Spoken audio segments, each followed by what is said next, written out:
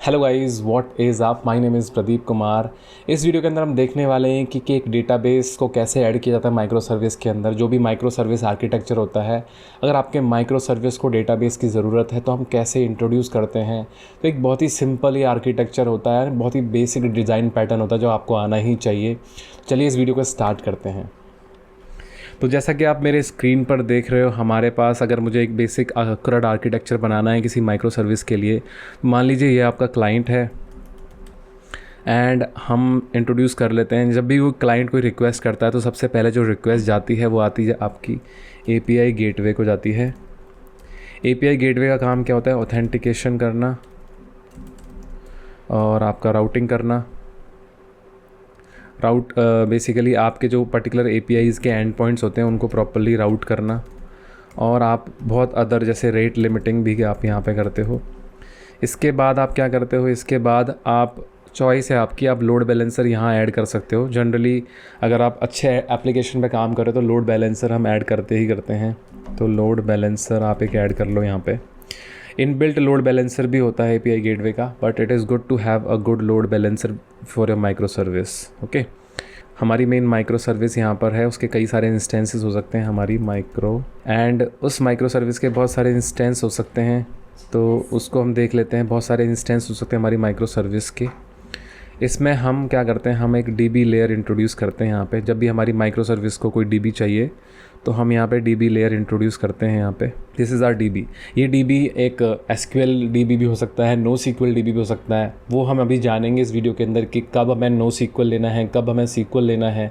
ये डिसीजन बहुत ज़्यादा पूछा जाता है सिस्टम डिज़ाइन में कि आपने ये वाला DB क्यों चूज़ किया, ये वाला DB चूज़ क्यों नहीं किया। तो ये सब आपको बहुत डिटेल में पता होना चाहिए। तो वही बहुत डिटेल में समझाने वाला हूँ कि हमारा क्लाइंट रिक्वेस्ट करेगा, वो रिक्वेस्ट हमारी जाएगी हमारे API के पास, API गेटवे के पास। वहाँ से हमारी जो रिक्वेस्ट है वो आपकी रिक्वेस्ट है वो जाएगी लोड बैलेंसर के पास। लोड बैलेंसर प्रॉपर्ली चीज़ों को डिस्ट्रीब्यूट करेगा, जो भी हमारे इंस्टेंसेस रन हो रहे हैं उन सभी को वो डिस्ट्रीब्यूट करेगा।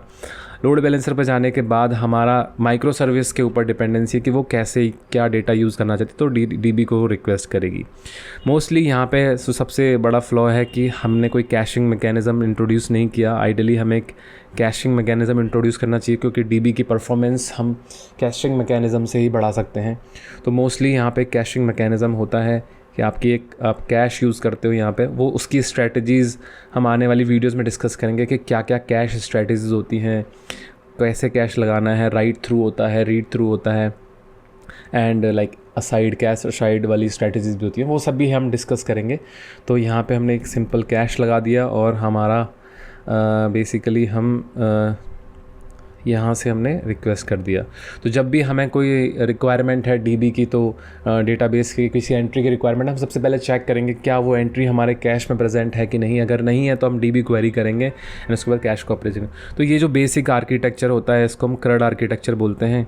यानी this will enable our micro service to have that CRUD operation in micro service. एक बेसिक टेम्पलेट होता है, ये मोस्टली आपको पता होना चाहिए। अगर आपको नहीं पता तो it's a very important first like interaction आपका माइक्रो सर्विस के साथ इसी तरह से होता है। तो आई होप ये आपको आर्किटेक्चर समझ में आया। अब हम आते हैं इस पर डिस्कस करते हैं ये वाले एंड पॉइंट पे कि DB की चॉइस कैसी है, क्या DB रखना है, किस तरह में बात करनी है। तो अब आप मेरे टैब स्क्रीन पर आ जाइए।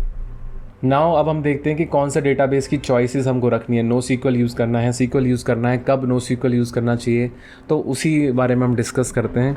तो यार टाइप ऑफ DB में जनरली हमें जो देखने को मिलता है वो है एक स्ट्रक्चर्ड क्वेरी लैंग्वेज वाला DB होता है, दूसरा होता है NoSQL DB होता है आपका। सबसे पहले इस जो हमने आज तक जो हमने मोस्टली पढ़ा होता है अपने क्लासेस में, या जब भी हमने जितना भी पढ़ा है, तो हम SQL के बारे में हमें मोस्टली पता होता है कि SQL हम कब यूज़ करते हैं, जब हमारी जो क्वेरीज़ हैं या जो हमारा डेटा है वो एक स्ट्रक्चर्ड फॉर्मेट में है। स्ट्रक्चर्ड फॉर्मेट का मतलब क्या है कि यार हमें पता है कि हमारी टेबल के अंदर जो कॉलम्स होंगे वो क्या क्या कॉलम्स होंगे। हमें पता है कि भाई यूज़र ID होगा, यूज़र नेम होगा, ईमेल होगा, पासवर्ड होगा। कि हमें ऑलरेडी पता है कि हमारा जो डेटा आने वाला है वो इस फॉर्मेट में होने वाला है। ठीक है, तो स्ट्रक्चर्ड फॉर्मेट में अगर हमारा डेटा है तो एक रीज़न होता है SQL यूज़ करने का कि आपको पता है कि आपका डेटा का जो स्कीमा है, डेटा का जो बेसिकली टेम्पलेट है वो चेंज होने वाला नहीं है। है ना। एक फिक्स फॉर्मेट में ही हमारा डेटा आने वाला। तब एक रीज़न होता है एसक्यूएल यूज़ करने का। तब एसक्यूएल से ज़्यादा जो प्राइमरीली रीज़न होता है यूज़ करने का एसक्यूएल, वो होता है आपका एसिड कंप्लायंस। एसिड प्रॉपर्टीज़ अगर आपको याद नहीं है तो बेसिकली जो भी ट्रांजैक्शंस आपकी परफॉर्म होती हैं, जो भी आप ऑपरेशंस करते हैं, अगर आप चाहते हो कि वो एसिड कंप्लायंस फॉलो करें, या आप चाहते हो कि उनमें एटॉमिसिटी, कंसिस्टेंसी, आइसोलेशन और ड्यूरेबिलिटी हो। जैसे कि एग्जांपल के लिए मान लीजिए आप एक ट्रांजैक्शन परफॉर्म कर रहे हैं। ट्रांजैक्शन में क्या होता है कि भाई बंदा ए होता है, बंदा बी होता है, ए के अकाउंट से पैसे डिडक्ट होते हैं, बी के अकाउंट में पैसे ऐड होते हैं। तो ये जो ट्रांजैक्शन है वो मल्टीपल सीक्वेंस ऑफ इंस्ट्रक्शंस होते हैं। तो अगर इनमें से कोई एक इंस्ट्रक्शन भी फेल हुआ तो ट्रांजैक्शन क्या इंश्योर करती है कि वो रोल बैक हो प्रॉपर, जैसे स्टेट में पहले डेटाबेस था उसी स्टेट में रहे। तो एसिड प्रॉपर्टीज़ ये इंश्योर करवाती है कि भाई जो ट्रांजैक्शन है या तो सारी की सारी एक साथ चलेंगी, अगर कोई एक भी फेल हुआ तो पूरा का पूरा रोल बैक हो जाएगा, सबके पैसे वापस उनके अकाउंट में आ जाएंगे। तो एसिड प्रॉपर्टीज़ ये चीज़ें इंश्योर करती हैं कि आपका जो डेटाबेस है वो कंसिस्टेंट रहे। इसीलिए जो एसक्यूएल डेटाबेस होते हैं वो हैवीली यूज़ होते हैं बैंकिंग एप्लीकेशन में।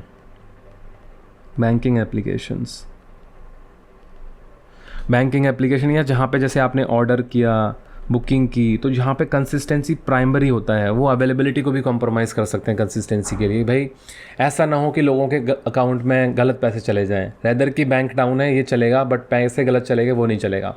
तो they prioritise consistency over availability.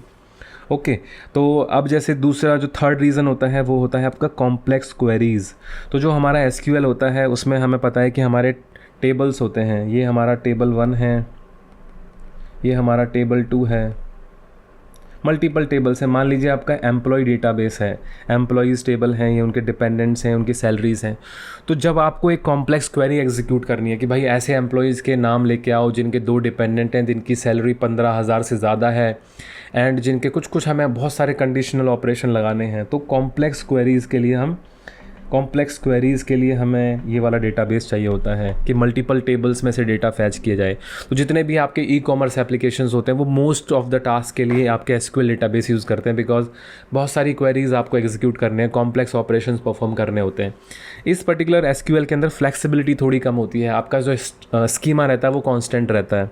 हम डिस्कस करेंगे कि कौन से ऐसे डेटा है जिसको स्कीमा की ज़रूरत नहीं पड़ती है। तो ठीक है, आई होप आपको ये समझ में आया हो कि जब हमें कॉम्प्लेक्स क्वेरीज एग्जीक्यूट करनी है तब हम एसक्यूएल का इस्तेमाल करते हैं।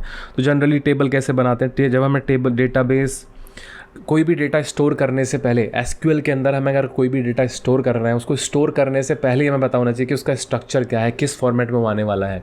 हम डायनेमिकली ऐसे डिसाइड नहीं कर सकते कि इसका फॉर्मेट ये है, इसका फॉर्मेट ये है। उसके लिए नो एसक्यूएल यूज़ होता है, जब स्कीमा लेस होता है वो। ठीक है, तीसरी प्रॉपर्टी आपको समझ में आ गई कि भाई कॉम्प्लेक्स क्वेरी सपोर्ट करता है ये। चौथी एंड सबसे इंपॉर्टेंट है डेटा इंटीग्रिटी एंड रेफरेंशियल। जैसे हमने डिसाइड किया कि भाई डेटा इंटीग्रिटी यानी कंसिस्टेंसी बैंकिंग एप्लीकेशन, और रेफरेंशियल इंटीग्रिटी यानी जैसे कि यहाँ पे एक एग्जांपल लेते हैं। मान लीजिए रेफरेंशियल इंटीग्रिटी का एग्जांपल क्या होता है कि आपकी ये टेबल है एंड ये लेट्स से एक ऑर्डर आईडी यहाँ पे फील्ड है, ऑर्डर आईडी 15 है। ऑर्डर आईडी 15 ये किसी एक दूसरी टेबल को रेफ़र कर रही है। जैसे ये मान लीजिए ये टेबल आईडी 15 है और यहाँ पे कुछ डिटेल्स हैं। तो रेफरेंशियल इंटीग्रिटी क्या कहती है कि अगर आपने लेट से ये वाली जो रो है उसको डिलीट किया, इस वाली रो को डिलीट किया, तो जो रोज़ इस पर्टिकुलर 15 को पॉइंट कर रहे थे उनको भी डिलीट होना पड़ेगा। That is how referential integrity maintains itself. अगर कोई पर्टिकुलर रो है, कोई टेबल है जो दूसरी एंट्री को पॉइंट कर रही है एंड वो एंट्री आपने डिलीट कर दी, तो ये वाली जो एंट्री है वो भी डिलीट होनी पड़ेगी। तो रेफरेंशियल इंटीग्रिटी ये इंश्योर करती है कि आपका डेटाबेस कंसिस्टेंट रहे। बिकॉज हो सकता है कि मान लीजिए आपने यहाँ से वो एंट्री रिमूव कर दी बट यहाँ पे वो स्टिल वो रेफ़र कर रहा है उसको, तो वो गलत हो जाएगा।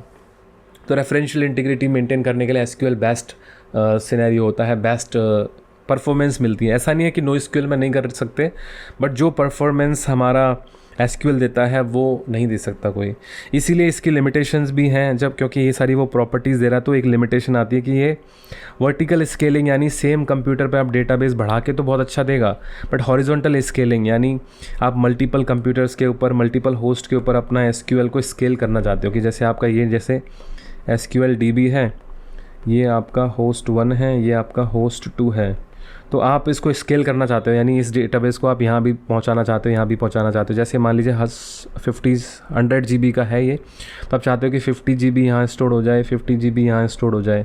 तो इसको बोलते हैं हम हॉरिजॉन्टल स्केलिंग, कि मल्टीपल होस्ट के ऊपर हम अपना डेटाबेस डिप्लॉय कर रहे हैं and it is acting like one unit, तो उसको हॉरिजॉन्टल स्केलिंग बोलते हैं। तो इसमें दिक्कत क्यों होती है, जो इसकी प्रॉपर्टीज़ है ना, उसी रीज़न की वजह से दिक्कत होती है कि जैसे मान लो एसिड कंप्लायंस को फॉलो करना बड़ा मुश्किल हो जाता है, आपको मल्टीपल होस्ट के साथ सिंक में रहना पड़ता है जिसमें डिले लगता है। और वो आजकल होता भी है बैंकिंग एप्लीकेशन में, जो जब हॉरिजॉन्टल स्केल ऑब्वियसली करना पड़ेगा बिकॉज एप्लीकेशन की डिमांड वही है। इसलिए आप देखते हो कि जो पेमेंट रिलेटेड सर्विसेज होती है वो थोड़ी सी स्लो रहती हैं एंड कई बार बैंक सर्वर्स डाउन होते हैं। उसका रीज़न यही होता है कि वो प्रायोरिटाइज़ करते हैं कंसिस्टेंसी और अवेलेबिलिटी। कई बार आपका सर्वर डाउन मिलता है आपको, तो हो सकता है कि मल्टीपल ट्रांजैक्शन चल रही हों एंड उनको कुछ प्रॉब्लम आ गया है इसलिए वो सर्वर डाउन कर दिया, रेदर कि भाई उनकी कंसिस्टेंसी हट गई, पैसे किसी के अकाउंट में किसी में चले गए।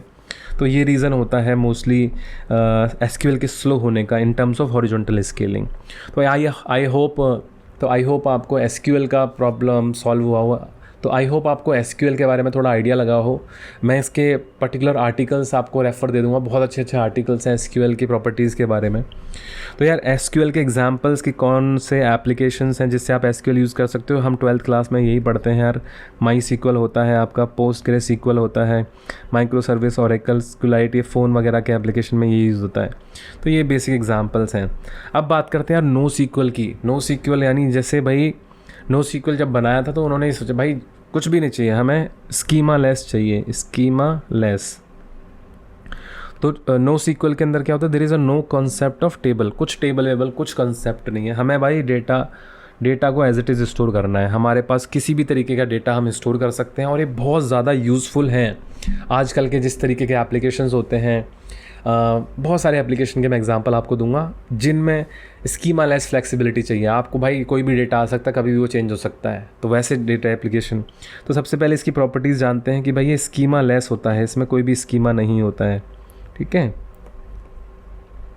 Schema less, okay. फ्लेक्सिबिलिटी, आपका डेटाबेस में ज़रूरी नहीं है, आप बस आप अपना डेटा बताइए कि आपको डेटा क्या स्टोर करना है। इसमें जैसे आपका नाम है, एक ऑब्जेक्ट आपका ये हो गया, नाम हो गया, आईडी हो गया, प्रोफाइल हो गया, ये डेटा ये फर्स्ट रो हो गई, मान लीजिए फर्स्ट रो या फर्स्ट एंट्री हो गई। दूसरी एंट्री कुछ और हो सकती है जिसमें आपका एक आर्टिकल है, ठीक है। तीसरी एंट्री में लेट से आप किसी मीडिया फाइल को स्टोर कर रहे हो। तो यहाँ पे कोई पॉइंट नहीं है कि भाई किस तरीके का डेटा मैं स्टोर करना चाहता हूँ, क्या वो एक ज़रूरी नहीं है कि जो मैं डेटा स्टोर कर रहा हूँ आपस में रिलेटेड भी हो, कुछ भी शेयर नहीं करते वो आपस में, ठीक है। तो schema less data structures adding new field is independent of other entries, यही मैं यहाँ कहना चाहता हूँ। दूसरा, इसमें हॉरिजॉन्टल स्केलिंग बहुत इजीली हो जाती है जब डेटा आपस में डिपेंडेंट नहीं है।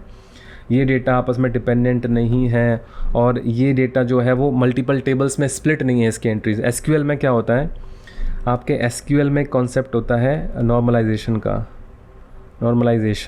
नॉर्मलाइजेशन मतलब होता है कि एक बड़ी टेबल है आपके पास, बिग टेबल है, उसको छोटे छोटे टेबल्स में डिवाइड करना। Dividing big table into small table, उसको हम नॉर्मलाइजेशन बोलते हैं। नो सीक्वल के अंदर कॉन्सेप्ट होता है डी नॉर्मलाइजेशन के। भाई नहीं डिवाइड करने की कोई ज़रूरत नहीं है आपको टेबल को, आप एक ही में रखो, आप हॉरिजॉन्टल स्केलिंग करो, आप डेटाबेस की शार्डिंग करो, हॉरिजॉन्टल स्केलिंग कर सकते हो आप, ठीक है। आप क्या करते हो, नो सीक्वल के अंदर आपका डेटा आपका आ गया, लेट्स से की वैल्यू हम डेटा स्टोर कर रहे हैं, यहाँ पे डेटा है आपका, तो कुछ आपस में रिलेशन नहीं है किसी भी तरीके का कि ऑब्जेक्ट्स हैं ये सब स्टोर्ड हैं, तो आप इसको कहीं रखिए, इसको कहीं रखिए। तो ऐसे हॉरिजॉन्टल स्केलिंग करना आसान होता है इसमें। देखते हैं कैसे आसान होता है, ठीक है। जैसे high availability and fault tolerance, optimize for distributed data, eventual consistency. जो नो सीक्वल डेटाबेस होता है उसमें इवेंचुअल कंसिस्टेंसी होती है। इवेंचुअल कंसिस्टेंसी का मतलब क्या होता है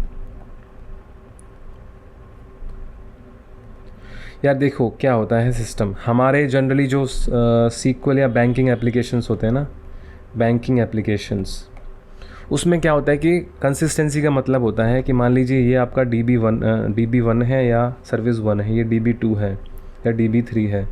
मान लीजिए कि मैंने ये मेरा डेटाबेस है और इसके रेप्लिकाज हैं, ये डेटाबेस है और इसके रेप्लिकाज हैं, ठीक है। Replica 1, replica 2। कंसिस्टेंसी का मतलब होता है कि मैं किसी भी रेप्लिका पे अगर एंट्री मारूं, किसी भी रेप्लिका पे अगर रिक्वेस्ट करूं तो सेम डेटा आना चाहिए। यहाँ से सेम डेटा, यहाँ से सेम डेटा, यहाँ से same data should reflect, data should return, ऐसा नहीं कि भाई मैंने यहाँ पे कुछ क्वेरी की, मेरा ऑर्डर आईडी तो यहाँ पे अलग आ रहा है, यहाँ पे अलग आ रहा है, यहाँ पे अलग आ रहा है, तो इसको बोलते हैं कंसिस्टेंसी आपकी वॉयलेट हो चुकी है। इवेंचुअल कंसिस्टेंसी का मतलब होता है कि भाई कुछ टाइम के लिए आपको गलत डेटा दिख सकता है, बट थोड़ी देर बाद वो सेम हो जाएगा। And in some many application, जैसे इसका एक बहुत अच्छा एग्जांपल है कि जब आप कोई यूट्यूब वीडियो देख रहे हो तो उसमें बहुत सारे जो व्यूज़ हैं वो अपडेट होते हैं, व्यू अपडेट होते हैं, नंबर ऑफ़ लाइक्स अपडेट होते हैं, नंबर ऑफ़ कमेंट्स अपडेट होते हैं। मान लीजिए 2 लोग देख रहे हैं, तो हो सकता है कि इसको नंबर ऑफ़ व्यूज़ मान लीजिए 1.5 मिलियन दिख रहे हैं, इसको व्यूज़ 1 मिलियन ही दिख रहे हैं, इसको कुछ कमेंट्स जैसे 10 कमेंट्स ही दिख रहे हैं, इसको 15 कमेंट्स दिख रहे हैं, है ना। इवेंचुअली इसको भी 15 कमेंट दिखेंगे, इसको भी 1.5 मिलियन व्यूज़ दिखेंगे, बट वो जो प्रोपगेशन होने में थोड़ा टाइम लग रहा है, थोड़ा टाइम लगेगा, क्योंकि ये इंपॉर्टेंट नहीं है कि इसको अभी कितने व्यूज़ दिख रहे हैं, हो सकता है थोड़ी देर बाद अपडेट हो। That is not very very important.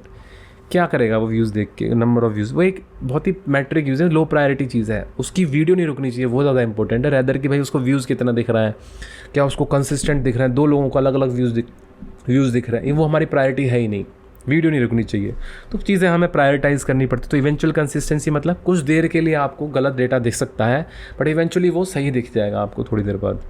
ये होता है इवेंचुअल कंसिस्टेंसी। ओके, तो ये नो सीक्वल तो समझ में भी आ गया होगा कि भाई अगर नो सीक्वल इवेंचुअल कंसिस्टेंसी पे चलता है तो बैंकिंग एप्लीकेशन में अगर मैंने इसको यूज़ किया तो प्रॉब्लम क्या आएगी कि भाई आपने अपडेट कर दिया बट बंदे के अकाउंट में रिफ्लेक्ट ही नहीं हुआ, वो पैनिक हो जाएगा, है ना, पैसे कट गए, अब आ ही नहीं रहे, वो रिफ़्रेश करे जा रहा है, तो एक मेंटल अनस्टेबिलिटी सोसाइटी के अंदर आ जाएगी कि भाई ये क्या हो गया। आजकल भी होता है वैसे, बट चीज़ें देखी जाती हैं, है ना। एंड टू बी ऑनेस्ट ये सब थ्योरी है। मोस्टली आजकल क्या हो रहा है कि नो सीक्वल भी बहुत ज़्यादा एडवांस हो रहा है। गूगल ने अपने रिसेंटली एक गूगल स्कैनर लॉन्च किया है, नो सीक्वल डीबी है एंड ऑटोमेटिक शार्डिंग उसमें होती है, एंड वो इवेंचुअल कंसिस्टेंसी की जगह एसिड प्रॉपर्टीज़ को फॉलो करने लग गए हैं। मतलब काफ़ी ज़्यादा एडवांस हो रहे हैं कि आप नो सीक्वल यूज़ करो, सीक्वल यूज़ करो, कोई ज़्यादा डिफरेंस है नहीं। This is just for your basic understanding कि जब चीज़ें स्टार्ट हो रही थी तो रीजनिंग क्या थी उनके पीछे। नो सीक्वल को लेके क्या था कि भाई हमारा जो डेटा है हम नहीं चाहते, हम स्ट्रक्चर नहीं, हम कुछ भी स्टोर करना चाहते हैं, ठीक है। तो उसमें सबसे पहला जो बड़ा इंपॉर्टेंट होता है वो होता है की वैल्यू स्टोर। नो सीक्वल का एक टाइप होता है की वैल्यू स्टोर। जैसे आपने हैश मैप पढ़ा होगा, तो हैश मैप में क्या होता है, की वैल्यूज़ होती हैं आपकी, है ना, की वैल्यूज़ होती हैं आपकी हैश मैप के अंदर। तो इसमें क्या होता है, की वैल्यू स्टोर के अंदर ये आपकी की होती है, यहाँ पे आपकी वैल्यू होती है। आपकी की लेट से 1 2 3 ए है, उसके लिए वैल्यूज़ लेट से आपने कोई मीडिया फाइल यहाँ पे स्टोर की है, कर सकते हो। आपकी की लेट से 5 4 है, कुछ भी करके की है आपकी। यहाँ पे लेट से आप एक डॉक्यूमेंट स्टोर किया है, या आपने जैसे कोई PDF स्टोर किया, कुछ भी डेटा आपका हो सकता है। आप कोई प्रोफाइल स्टोर कर सकते हो, यहाँ पे ब्लॉब स्टोरेज बोलते हैं इसको। जनरली हम एक बाइनरी लार्ज ऑब्जेक्ट हम कोई भी स्टोर कर सकते हैं यहाँ पे, ठीक है। तो की वैल्यू जनरली अगर मोस्ट इंपॉर्टेंट डेटा स्ट्रक्चर है जो आपका रेडिश होता है, वो इसी पे काम करता है। वो एक की वैल्यू स्टोर है, आप की वैल्यू स्टोर कर सकते हो उसमें। तो यहाँ पे जैसे इन्होंने क्या किया, सेशन की है आपकी, ये है वैल्यू आपकी logged in, true, last activity, बहुत सारा डेटा आप स्टोर कर रहे हो। तो ये जो डेटा आप स्टोर कर रहे हो इनका बीच में आपस में कोई रिलेशन नहीं है, राइट। तो ये बहुत ज़्यादा एडवांटेज होता है। ऐसा हम SQL में नहीं कर सकते। SQL में बताना पड़ेगा कि भाई हमारा रो क्या है, कॉलम क्या है, राइट। तो वहाँ पर कर तो सकते हैं, इसको एक पूरा एक स्ट्रिंग बना के कर सकते हैं, बट वो एफिशिएंट नहीं है, उसमें अपने चैलेंजेस होते हैं चीज़ों को, ठीक है, क्योंकि उसको प्रोसेस करना पड़ेगा, बहुत सारे चैलेंजेस होते हैं, ठीक है। डॉक्यूमेंट DB भी काफ़ी यूज़फुल होता है। जैसे आपको यूज़र डेटा होता है, event driven, movie information, e-commerce product, ऐसा कुछ डेटा स्टोर करना है। जैसे मूवी इन्फॉर्मेशन है, मूवी की ID, टाइटल, डायरेक्टर। तो आप जैसे मान लीजिए आपने डाला मूवी की ID डाली, आपको ये वाला पूरा डेटा मिल जाएगा। तो ये अनस्ट्रक्चर्ड डेटा है, ठीक है। एक मूवी का डेटा आप हो सकता है, आपकी जैसे आपकी ई-कॉमर्स प्रोडक्ट डिस्क्रिप्शन, हर प्रोडक्ट के जैसे जो फ़ोन है उसके अलग स्पेसिफिकेशंस होते हैं, और आपका लेट से कोई लैपटॉप है उसके अलग स्पेसिफिकेशन होते हैं, और एक आप वॉशिंग मशीन खरीदे उसके अलग स्पेसिफिकेशन हो सकते हैं। तो we can not have a separate और कॉमन स्कीमा नहीं हो सकता उनका। तो ऐसी इन्फॉर्मेशन को जनरली हम नो सीक्वल डेटाबेस में स्टोर करते हैं, because there is no relation between the type and the symmetry of these databases. तो डॉक्यूमेंट DB भी होता है जिसमें हम इस तरीके की इन्फॉर्मेशन स्टोर कर सकते हैं। User DB, event, movie, e-commerce, इस तरीके का डेटा हम स्टोर कर सकते हैं, ठीक है। अब हम अगले वीडियोस में बात करेंगे कैशिंग के बारे में, कि कैशिंग किस किस टाइप की कैशेस होते हैं, कैसे उनको यूज़ किया जाता है, और कैसे वो हमारे डेटाबेस को एफिशिएंट बनाते हैं, ठीक है। आई होप आपको ये वीडियो इंटरेस्टिंग लगा हो, आपको ये वीडियो काम का लगा हो, मेहनत। ओके, आई होप आपको समझ में आया हो SQL database, no sequel database में डिफरेंस क्या होता है, कब हमें नो सीक्वल यूज़ करना चाहिए, कब हमें सीक्वल यूज़ करना चाहिए। तो आई होप मैंने सारी चीज़ें इसमें कवर कर ली हैं, एंड कुछ पॉइंट है तो बता देता हूँ। ओके। तो जैसे मैंने बात की थी कि हॉरिजॉन्टल स्केलिंग इजी क्यों होती है नो सीक्वल के अंदर, जैसे मैंने बात की थी कि sequel database, no sequel database के अंदर नो सीक्वल में हॉरिजॉन्टल स्केलिंग आसान क्यों होती है। तो उसका रीज़निंग सिंपल है कि भाई स्कीमा फ्लेक्सिबिलिटी होती है, स्कीमा डिपेंडेंसी नहीं होती है, आपको दूसरे डेटाबेस में स्कीमा मेंटेन करने की जरूरत नहीं है। It's just a piece of data, you can move around, right. Denormalization, एक ही बिग टेबल होता है, उसी को आपको डिवाइड करना है। अगर सीक्वल होता तो मल्टीपल टेबल्स हैं, आपको बहुत सारी टेबल्स के साथ कोऑर्डिनेट करना पड़ता है, तो इसलिए कॉम्प्लेक्स रहता है हॉरिजॉन्टल स्केलिंग इन्फोर्स करना सीक्वल डेटाबेस के अंदर। तो denormalisation is storing the related data together with in a single record. This approach reduces the need of complex joints, जैसे मैंने बात की थी। No overhead of maintaining relationship, I think this is self explanatory. Eventual consistency यानी NoSQL DB works on eventual consistency, prioritising availability over consistency. तो no SQL DB के अंदर हो सकता है आपको डेटा मिसमैच दिख जाए, पर इवेंचुअली वो कंसिस्टेंट होगा। Designed for distributed architecture, no sequel is designed for distributed architecture mostly. तो जैसे एक बहुत ही अच्छे एप्लीकेशंस हैं, अब जैसे ई कॉमर्स प्लेटफॉर्म है, तो वो क्या क्या यूज़ करता है, वो एसक्यूएल भी यूज़ करेगा, नो सीक्वल भी। बात ये नहीं है कि आप कौन सा डेटाबेस, सिर्फ ऐसा नहीं है कि एक ही डेटाबेस आप यूज़ करोगे, ये आपकी माइक्रो सर्विस के ऊपर डिपेंड करता है कि आप कौन सा डेटाबेस यूज़ करना वाले हो सकता है कि आपकी जो ऑर्डर माइक्रो सर्विस है वो सीक्वल डेटाबेस यूज़ कर रही हो, आपकी कस्टमर और या रिव्यू कमेंट्स ये सब जो है वो प्रोडक्ट डिस्क्रिप्शन ये आपकी नो सीक्वल डेटाबेस यूज़ कर रही हो। तो ऐसे ही कुछ एग्जांपल्स मैंने क्यूरेट किए हैं, उनको आप देख लीजिए यहाँ पे, ठीक है। जैसे ई कॉमर्स प्लेटफॉर्म होते हैं हमारे, अमेज़ॉन हो गया, फ्लिपकार्ट हो गया, ये सब। तो ये एसक्यूएल कब यूज़ करते हैं, अगर इनको कुछ स्ट्रक्चर डेटा मैनेज करना है, जैसे आपका हो गया ऑर्डर्स हो गए, आपके पेमेंट्स रिलेटेड इन्फॉर्मेशन हो गया, वो सब आप यूज़ कर सकते हो। नो सीक्वल कब यूज़ करते हैं, जैसे इनको प्रोडक्ट कैटेगरी मैनेज करनी है, रिव्यूज़ हैं, वो सब जहाँ पे उनको फ्लेक्सिबिलिटी चाहिए स्कीमा की, ठीक है। अब नेटवर्क क्या है, डेटाबेस, ओके, सोशल नेटवर्क है यहाँ पे, ये क्या हो गया इसको, ठीक है, देखते हैं। फाइनेंशियल एप्लीकेशन का एक बार देख लेते हैं। फाइनेंशियल एप्लीकेशन को चाहिए भाई सबसे इंपॉर्टेंट, उनको एसिड कंप्लायंस चाहिए कि भाई हमारी कंसिस्टेंसी दुनिया में सबसे ऊपर है। ऐसा नहीं होना चाहिए कि भाई मैंने पेपैल से पे किया, मेरे पैसे भी कट गए, वापस भी नहीं आए, ये सब नहीं होना चाहिए। तो manage structured content ensuring consistency and data, ठीक है। अब आप देखिए यहाँ पे, देखिए आप provide acid compliance ensuring reliable financial transactions, ठीक है, पेपैल। और आप जैसे नो सीक्वल कब यूज़ करते हो, जब आपको फ्रॉड डिटेक्शन इस तरीके की एनालिसिस चाहिए, तो वैसा डेटा आपको रखना है, यूज़र्स के रिलेटेड क्रेडिट कार्ड की इन्फॉर्मेशन, ठीक है, जहाँ पे आपको डेटा चाहिए आपके एनालिटिक्स के लिए, मशीन लर्निंग मॉडल्स के लिए, तो वहाँ पे आप नो सीक्वल भी यूज़ कर सकते हो, ठीक है। आई होप आपको ये चीज़ें इंटरेस्टिंग लगी हों, I hope, okay. So thank you everyone for watching this video. I hope आपको ये वीडियो इन्फॉर्मेटिव लगी हो। अगर अच्छी लगी तो कमेंट्स में अपने फीडबैक लिखिए, बुरी लगी फिर भी लिखिए फीडबैक। मैं ऐसे ही पीस ऑफ कंटेंट आपके लिए लाता रहूँगा जो आपकी हेल्प करेंगे। Thank you so much for watching this video. I will see you in the next one.